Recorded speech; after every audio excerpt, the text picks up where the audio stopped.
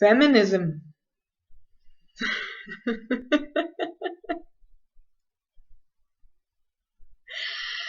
Why am I laughing? Because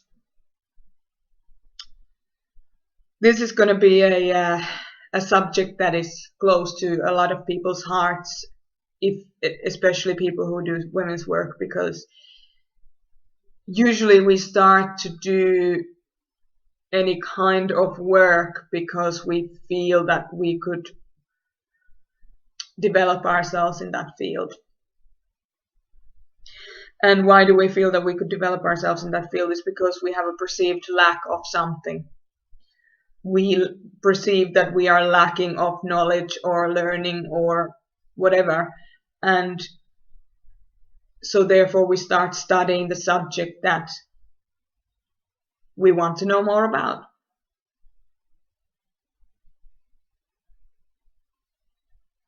But feminism was originally developed. The original idea of feminism was to create gender equality in things like voting and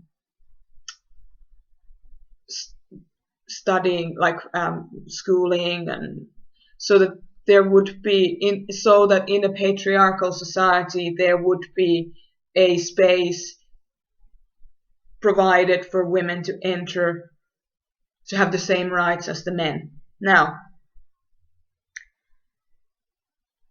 we've come a long way from that fear of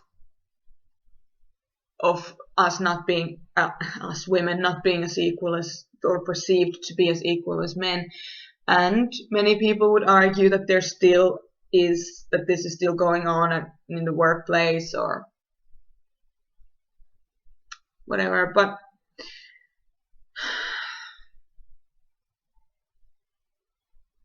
whenever you feel a yearning to change something because there's something wrong with whatever you want to change,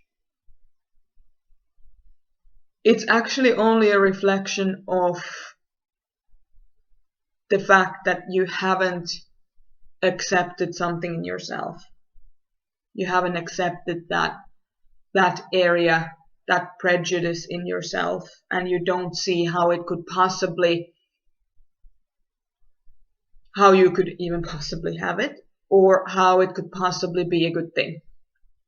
Last night we were running a sexual polarity workshop for women, and we were going through people's absolute favorite feminine trait, which was nurturing, and women's absolutely least favorite trait, which was being out of control. And these were voted by the women who had attended this workshop. And nurturing, while it can be beautiful and lovely and amazing and relaxing and cocooning and gentle and rejuvenating and all those amazing things, if the person who is to receive the nurturing isn't seeing it as nurturing or can't receive the nurturing, they will see it as suffocating and overwhelming and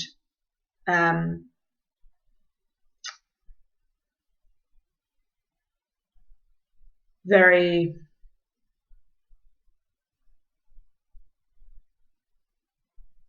martyr. They can see it as martyrdom or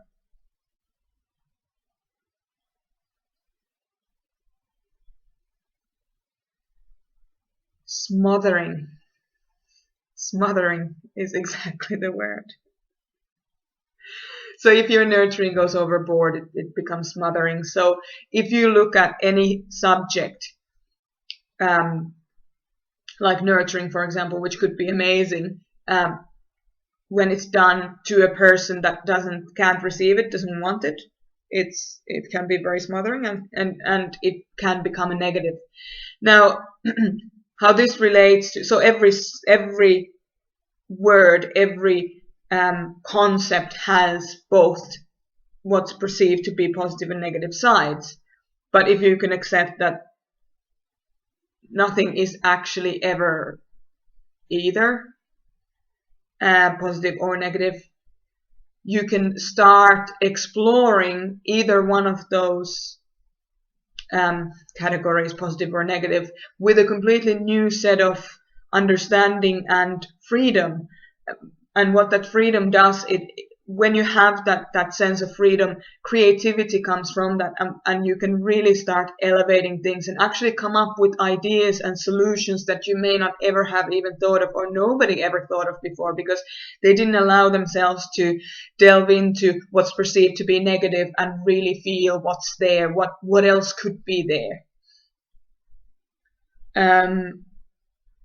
Breaking the rules in terms of what should be thought about and what shouldn't be thought about is actually something that very famous composers used to create beautiful music that did not follow the rules that were set up by whoever decided that this is the only way that you can make music.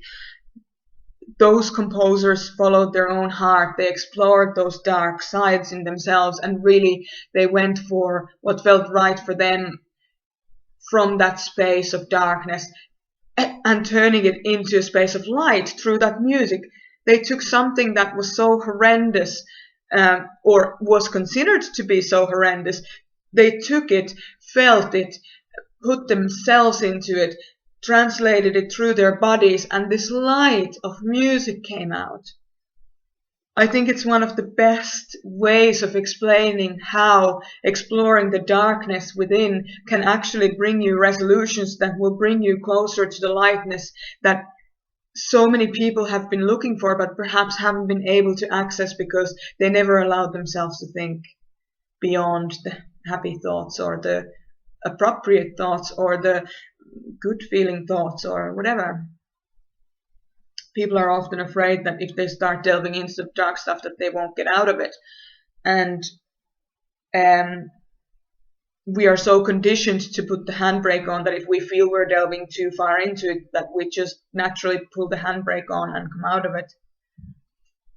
We may have a negative hangover or a heavy hangover for a day or two afterwards from those negative thoughts or the darkness of your reality, recognizing the darkness that you had gone into in order to come back out again. But that's expansion. That's just beautiful. That doesn't have to be a negative thing. Feeling bad emotions doesn't have to be a negative thing.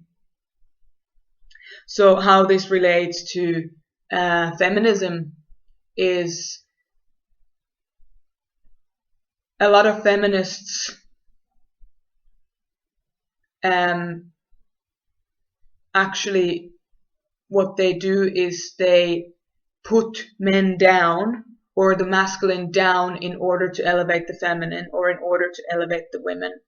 But you cannot actually genuinely elevate anything by pushing something else down. It's not vibrationally possible. So if you're looking to elevate, whatever you're looking to elevate, just focus on elevating it, not pushing anything down, just elevating that, what you want to elevate. And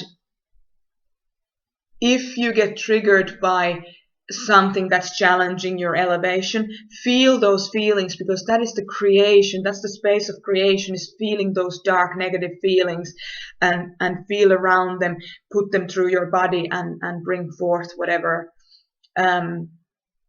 gifts that you have coming through within, like those composers did.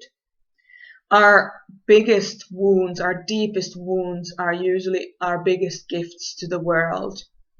And if you can move, or one way of moving from feeling threatened and having to depress something in order to elevate something else, wanting to move through that, one of the best things that you can do that, to move through that stage where you still need to suppress something in order to elevate something else, is to really look for and talk about the positive aspects of what you want to elevate. And when you feel that something is suppressing your elevation, so you're being challenged, your elevation is being challenged, feel the feelings of challenge and go in there and just allow yourself to accept that, yes, this is a reality for some people? Does it feel like there's a bit of reality there in me as well? And if there is, accept it and move on from that. If it doesn't feel right for you, you don't have to accept it. You can just continue, you can just put it to one side and continue elevating what you were elevating in the first place. But putting thought and energy into something that you want to suppress is actually only going to suppress yourself. So if you want to move through the suppression, just keep elevating things, keep elevating your thought, your own thread of ideas and imagination, and just cultivate that. So whatever you focus on, you get. If you focus on your own stuff, you get more of your own stuff. If you focus on somebody over there who has a problem with your stuff, you will elevate, you will make their negative energy towards you bigger. So for feminists who want to empower women, what I suggest that you do is that you empower yourself and you show yourself as an example to women, the generations of girls and women coming through, that this is how I'm feeling empowered, and this is how I'm bringing forth my empowerment to you and the generations to come. If you focus on trying to suppress something, you will teach the generations of women to suppress their own emotions and their own self-worth.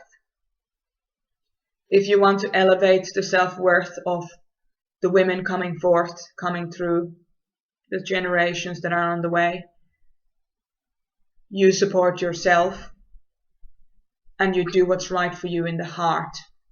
And it has nothing to do with what men do or anybody else does. You do what's right for you.